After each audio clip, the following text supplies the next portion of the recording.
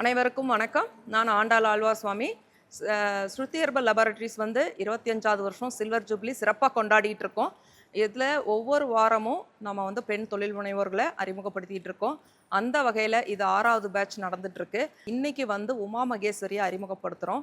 அவங்க என்ன மாதிரி ஒரு பிஸ்னஸ் பண்ணுறாங்கன்னா, இப்போ எல்லார் வீட்லேயும் ஒரு ஃபங்க்ஷன்னா நம்ம என்ன பண்ணுவோம், உடனே வீடெல்லாம் கூட்டி தொடச்சி சுத்தம் பண்ணி இப்படியெல்லாம் இப்போ பண்ணிகிட்டு இருக்கோம் இல்லைங்களா. இன்றைக்கி நம்ம என்ன போட்டு வீட்டை சுத்தம் பண்ணுறோம், லைசால் போட்டு வீடை சுத்தம் பண்ணுறோம் இல்லைங்களா. அந்த மாதிரி ஒரு வாசனை திரவத்தியோ இல்லைனா ஒரு பெனாயில் இந்த மாதிரி தான் போட்டு சுத்தம் பண்ணுறோம்.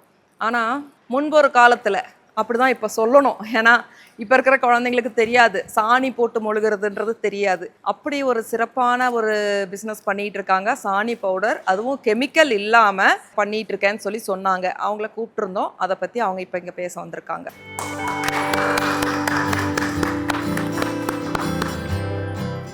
அனைவருக்கும் வணக்கம். என்னோட பேர் உமா மகேஸ்வரி உலகநாதன். நான் தேனி மாவட்டம் சின்னம்னூர்லேருந்து வரேன். பேசிக்கலி நான் ஒரு இல்லத்தரசி. பிப்ரவரி மாதம் 2024 வரைக்குமே நான் இல்லத்தரசி தான். எனக்கு 2 பொண்ணுங்க இருக்காங்க, காலேஜ் படிக்கிறாங்க. 2024 மார்ச் மாதம் எங்கள் வேளாண் அறிவியல் மையத்தில் எனக்கு சோப்பு ட்ரைனிங் சொல்லி கூப்பிட்டுருந்தாங்க. வீட்டில் சும்மா தானே இருக்கோம், போவோம் அப்படின்னு சொல்லி என்னை ஒருத்தவங்க கூப்பிட்டு போனது என்னோடய அக்கா. அது எனக்கு உறவு முறைக்கு தான் அக்கான்னு, எனக்கு அம்மா மாதிரி. நீ வீட்டில் சும்மா இருக்கலப்பா, வாப்பா நம்ம போகலாம் அப்படின்னாங்க. கூட போய் நான் போய் சோப்பு பழகுனேன். சோப்பு பழகி மார்ச் மாதம் பழகுனேன். அதே ஏப்ரல் மே 2 மாதம் நான் சோப்பும் போட்டுட்டேன். நான் சோப்பு, ஷாம்பு, ஹேர் ஆயில் எல்லாமே போட்டுட்டேன். அதுக்கப்புறம் ஜூலை மாதம் இந்த பஞ்சகவ்ய விளக்கு கிளாஸ் போட்டிருந்தாங்க. அதில் நான் போய் சாணி பவுட்ரு, பஞ்சகவ்ய விளக்கு, இந்த சாம்பிராணி இதுதான் சொல்லி கொடுத்தாங்க. சரி, இது எல்லாருமே பண்ணுறது தானே, நம்ம மட்டும் தனியாக வேறு மாதிரி பண்ணக்கூடாது அப்படின்னு சொல்லி நானாக பண்ணது தான் சாணி பவுட்ரு. அதை அந்த காலத்துலலாம் நம்ம பாட்டிமாருங்க அம்மாமாருங்கெல்லாம் சாணி கரைச்சி செஞ்சு தான் வாசலில் தெளிப்பாங்க. இப்போ யாருமே சாணி எடுக்கிறது கூட இல்லை, தொடுறது கூட இல்லை யாருமே. அப்படிங்கல நம்ம ஏன் அதை செய்யக்கூடாது, அது பெரிய ஒரு கிருமி நாசினி தான் அப்படின்றதுக்காக நான் அதை எடுத்தேன்.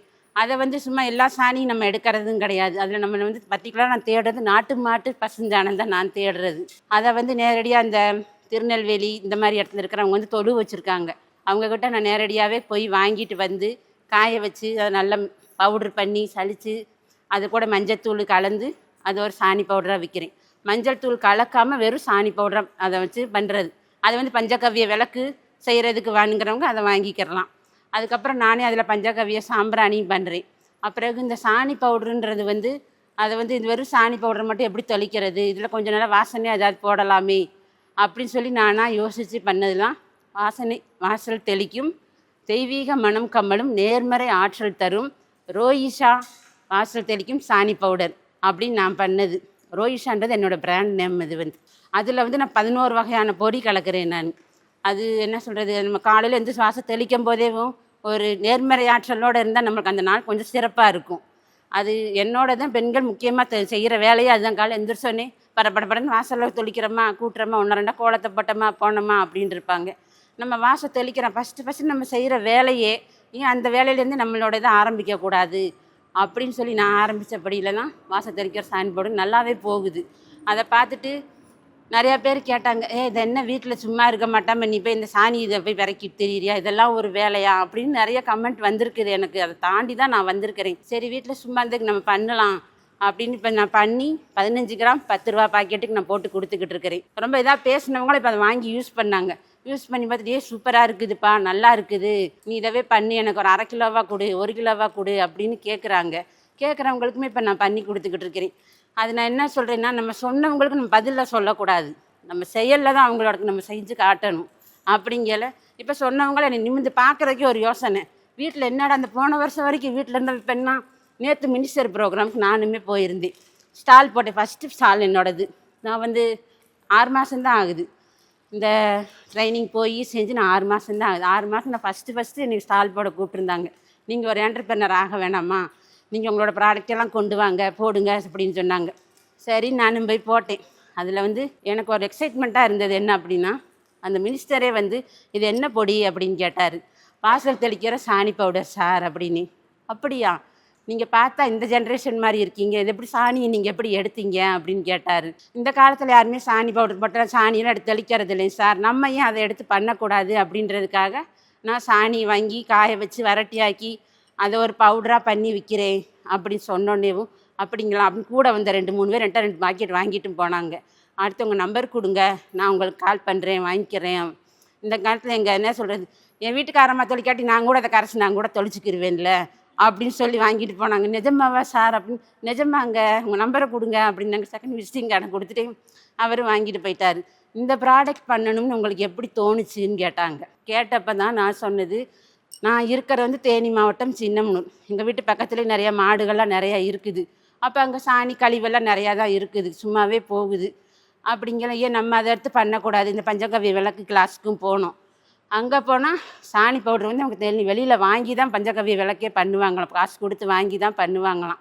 அப்படிங்கிற ஏன் நம்ம அந்த பவுடரவே நம்ம பண்ணி கொடுத்தா அது அவங்களுக்கு நம்ம சாணி காசு கொடுத்து வாங்கின மாதிரி இருக்கும், நம்ம அதை காய வச்சு பவுடராக்கி நம்மளை அதை விற்ற மாதிரி இருக்கும். அதுலேருந்து நம்ம பஞ்சகவ்ய விளக்கும் பண்ணிக்கலாம், சாம்பிராணியும் பண்ணிக்கலாம், அது போக இந்த சாண பவுடரும் பண்ணிக்கலாம் அப்படின்னு பண்ணிவிட்டு நான் இப்போ பண்ணிக்கிட்டு இருக்கிறேன். அது போக இன்னுமே எனக்கு ஐடியா போய்கிட்டு இருக்குது. இன்னும் நிறையா இந்த மூலிகை சாம்பிராணி பண்ணலாம், பஞ்சகவ்ய திரி பண்ணலாம், அதில் இன்னும் நிறைய பண்ணணும் அப்படின்னு ஒரு ஆசை ஓடிக்கிட்டு இருக்கு. எதனாலன்னா என்னையெல்லாம் ஒரு வீட்டில் இருக்கிறவ தானே என்ன செஞ்சிட முடியும் அப்படின்னு பேசினவங்களுக்கு என்னோட பதில், நான் உங்கள் முன்னாடி நான் நின்று காட்டணும், என்னை பேசினவங்களாம் என்னை நிமிர்ந்து பார்க்க அவங்க இதாகணும், அதுதான் என்னோட தாட். சரி பேசினவங்க கடந்து என்ன சொல்லுவாங்க, இப்படி இருக்கிறவங்க இப்படியே இருக்க போகிறதில்ல, அவங்களும் கொஞ்சம் மேலே வருவாங்க, பெண் தானே என்ன செய்ய முடியும், இவனால் என்ன பண்ணிட முடியும்னு தானே கேட்குறாங்க. பொண்ணு நினச்சா முடியாதுன்னு எதுவுமே கிடையாது, அதுக்கு தேவை முயற்சி ஒன்று தான். எனக்கு அந்த முயற்சி கொடுத்தது என் அக்கா தான்.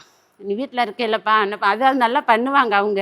நானே கேட்டு எப்படித்தான் நீ இதெல்லாம் பண்ணுறியோ செய்கிறியோ, நான் கேட்டிருக்கேன், நீயும் வீட்டில் தானக்கா இருக்க, எப்படி உன்னால் இதெல்லாம் பண்ண முடியுது அப்படின்னு கேட்கல. முடியும்ப்பா உன்னால் முடியும், நீ வெளியில் வா, நான் அவனை கூப்பிட்டு போய் நான் ட்ரைனிங் சேர்த்து விட்றேன் அப்படின்னாங்க.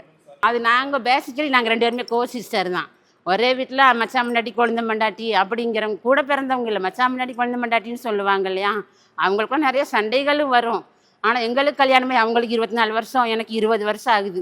ஆனால் 2 பேத்துக்குள்ள அவ்வளோக்கா டச்சும் கிடையாது, பேசிக்கோ என்னென்னா என்ன நல்லா நாங்கள் பேச ஆரம்பிச்சு இந்த 6 மாதம் 6 மாதம் என்னை என்னைக்கு ட்ரைனிங்கில் சேர்த்தாங்களோ அன்னைக்கு இருந்தால் நான் அவங்ககிட்ட நல்லா பேசுகிறது, அவங்களும் என்கிட்ட நல்லா பேசிக்கிறது. இன்றைக்கி இந்த மீட்டிங் இருக்குதுன்னு சொல்லி எனக்கு அறிமுகப்படுத்தினது அவங்க தான். இன்றைக்கி என்னை கூப்பிட்டு வந்தது அவங்க, எங்கள் டீமுக்கே கோரியாண்ட் பண்ணதே அவங்க தான், தலைமை ஹெட்டு எல்லாமே அவங்க தான். அவங்க இல்லாமல் நான் இல்லை.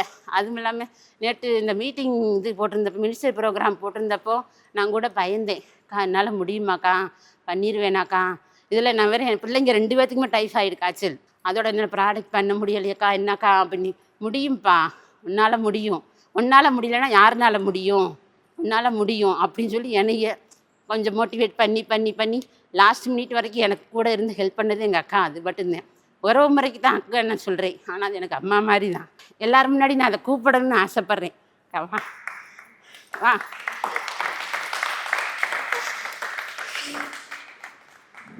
இதுதான் எங்கள் அக்கா.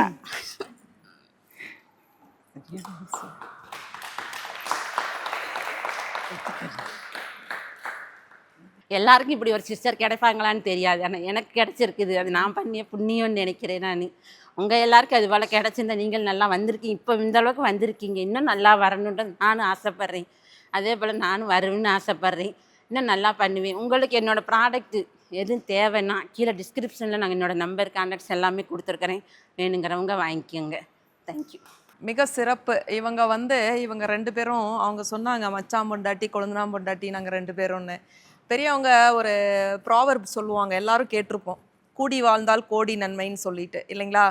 ஒரு கூட்டு குடும்பமாக இருக்கிறது கூட்டு குடும்பமாக இல்லாட்டி கூட தனித்தனியாக இருக்கிறதும், ஒருத்தருக்கு ஒருத்தர் ஒத்துமையாக ஒரு சில விஷயங்களை பகிர்ந்துக்கிட்டு நான் மட்டும் நல்லா இருந்தால் பத்தாது நீயும் முன்னுக்கு வான்னு சொல்கிறது எவ்வளோ பெரிய விஷயம். அதாவது நிறைய பேர் இங்கே வந்தவங்கெல்லாம் சொல்லுவாங்க, ரிலேஷன்கிட்ட நான் கடன் கேட்க மாட்டேன், ரிலேஷன்கிட்ட பேச மாட்டேன். ரிலேஷன்னாலே ஒரு அடி தள்ளி நின்றுக்கிறோம். நம்ம ஃப்ரெண்ட்ஸாக இருக்கும்போது பக்கத்தில் இருக்கோம், அந்த ஃப்ரெண்ட்ஸை ரிலேஷன்ஷிப்பில் கொண்டு வந்துட்டோம்னா நம்மளை ஒரு பகையாளி மாதிரி தான் பார்க்குறாங்க இல்லையா. அப்படி இல்லாமல் இவங்க 2 பேரும் ஒற்றுமையாக இருக்கிறது ரொம்ப சந்தோஷமாக இருக்குது. அவங்க உமா மகேஸ்வரி கண் கலங்கினப்போ எனக்கும் கொஞ்சம் சின்னதாக ஒரு கலக்கம், ஒரு சொட்டு கண்ணீர் அப்படி எட்டி பார்த்துட்டு சரி வேண்டாம் உள்ளே போன்னு நான் அனுப்பிவிட்டுட்டு வந்துட்டேன். மிக்க நன்றி, நல்லா சிறப்பாக பேசினாங்க. அப்புறம் 2வது இன்னொரு விஷயம் அவங்கள பற்றி நான் சொல்லணுன்னு ரொம்ப ஆசைப்பட்றேன். நான் நினச்சேன் சாணி பவுடருன்னா சாணி நம்ம கரைச்சிக்கிட்டு அதில் இப்போ கெமிக்கல் பவுட்ரு போட்டு கலரிங் கொடுத்து சாணி போட்டு மொழுகுவோம் இல்லைங்களா, அப்படி நான் நினச்சிட்டு தான் அவங்கள கூப்பிட்டேன். ஆனால் அவங்க இங்கே வந்து விளக்கமாக சொன்னதுக்கு அப்புறம் தான் தெரிஞ்சது, சாணியவே அவங்க வந்து காய வச்சு அதை வந்து பவுடர் பண்ணி அது கூட மஞ்சப்பொடி இந்த மாதிரி மங்களகரமான பொருட்கள்லாம் ஆட் பண்ணி அதை வந்து நம்ம கரைச்சி தெளிச்சுக்கலான்றது அவங்க சொன்னாங்க. மிக சிறப்பு. ரொம்ப உண்மையிலே ஒரு வித்தியாசமான ஒரு பிஸ்னஸ் அது. உங்களுக்கும் எல்லாருக்கும் வித்தியாசமாக இருந்திருக்கும்னு நினைக்கிறேன். பஞ்சகவ்ய திரி, பஞ்சகவ்ய சாம்பிராணி, அப்புறம் என்னமோ நேர்மறை ஆற்றல் வர்றதுக்காக ஏதோ ஒரு விஷயம் பண்ணுறேன். வாசு தெளிக்கிறதுல வந்து அது எல்லாமே இருக்குன்னு சொல்லி சொன்னாங்க. மிக சிறப்பு. மேலும் மேலும் அவங்க வளர வாழ்த்துக்கள். அவங்ககிட்ட இருக்கிற ப்ராடக்ட் உங்களுக்கு யாருக்காவது வேணும்னா டிஸ்கிரிப்ஷனில் அவங்களோட நம்பர் இருக்குது, நேரடியாக தொடர்பு கொண்டு அவங்களுக்கு சப்போர்ட் பண்ணுங்கள். ஏன்னா ரொம்ப வித்தியாசமான ஒரு ப்ராடக்ட். இன்றைக்கி வாசு தெளிக்கிறதுன்றதே வந்து ரொம்ப அரிதாகி போச்சு. எல்லாம் அப்பார்ட்மெண்ட் இதில் போயிட்டோம். 2 அடி தான் நம்ம வாசல் இருக்குது. அந்த 2 அடியில் கூட்டி கோலம் போடுறக்கு இன்றைக்கி வீட்டில் வந்து யாருக்குமே முடியறதில்ல. ஆனால் இது ஒரு சிறப்பு இவங்க பண்ணுற ஒரு விஷயம். வாழ்த்துக்கள்மா. தேங்க்யூ.